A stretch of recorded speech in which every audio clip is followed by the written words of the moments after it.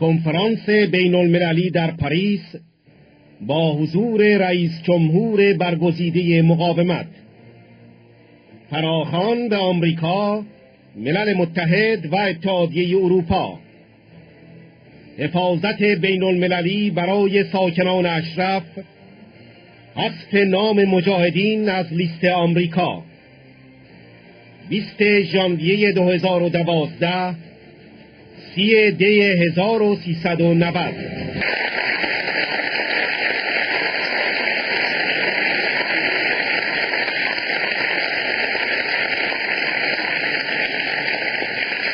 Thank you very much. I should open by expressing gratitude to the French Committee for Democratic Iran, and of course to Mrs. Rajavi for calling all of us together today to this extraordinary forum, where we've been able to hear from some extraordinary people, including an extraordinary young woman named Sarah Phillips, who made me even prouder today to be an American than I usually am.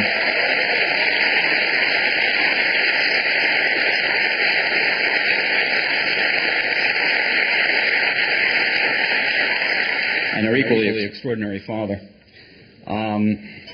to protest.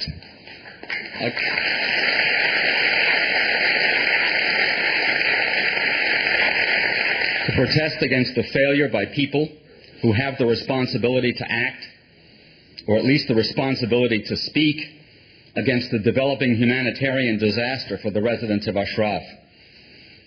As we've already seen, both the United States and the United Nations have bowed to the will of Nouri al-Maliki, who imposed a completely arbitrary deadline of the end of 2011 for closing Camp Ashraf. He relented only when the United Nations, in particular the UN High Commissioner for Refugees, entered into an agreement with the Maliki government called a Memorandum of Understanding. Mrs. Rajavi was pressured to approve this agreement, this memorandum, and she did so reluctantly and only on several explicit understandings, including that no Ashraf resident would be forced to move until it was assured that Camp Liberty met minimum standards as a location for refugees who may have to spend an extended time there, including water, sewage systems, cooking, health facilities, and recreational facilities, in addition to suitable living quarters for the 3,400 residents of Ashraf. The Iraqi government undertook in this agreement to establish such conditions. The UNHCR undertook to monitor and assure that these conditions are completed and complied with. And if not, at a minimum, the UNHCR is obligated, as is Ambassador Kobler, to notify the United Nations and the world community, as well as the Iraqis, that the conditions have not been met, so that the residents of Ashraf are not taken to a facility that cannot house them under civilized conditions. It is apparent from photographs and other evidence available that the Iraqis have not lived up to their obligation. The facility itself does not yet have water and electricity. The space allocated to Ashraf residents is tiny compared to the number of people who must be housed and cared for. There's no room for recreational facilities, nor are such facilities available anywhere nearby.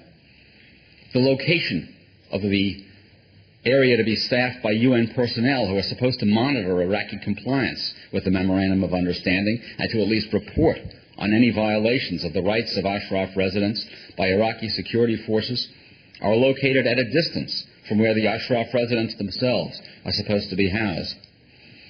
Even though this facility, which is called Camp Liberty, is nowhere near ready to receive people, and the UNHCR has not even begun to screen Ashraf residents for resettlement in other countries.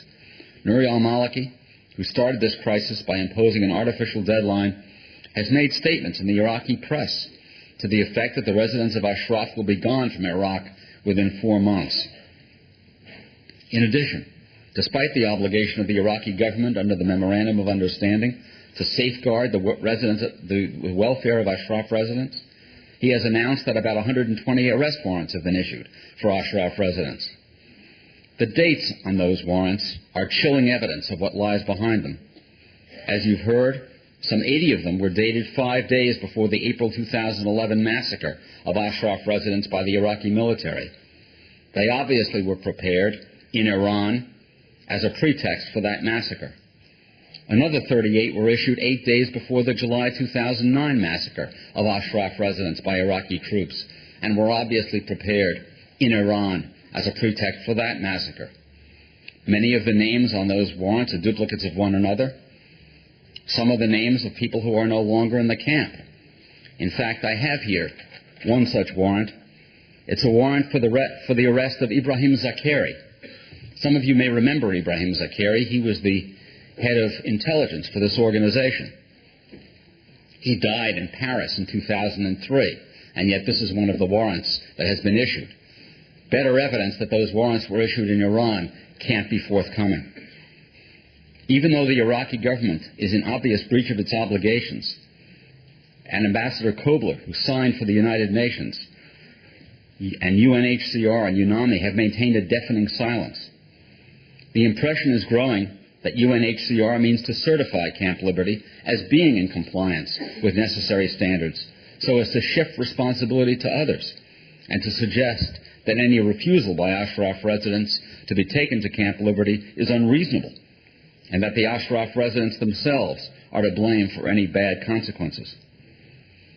If the UNHCR intends to simply rubber stamp the violations by the Iraqi government and to improve Camp Liberty as a place that complies with international standards for a long-term refugee facility to house Ashraf residents, if that's what the UN intends to do, then they should be aware that we are not going to sit idly and silently by and simply watch it happen.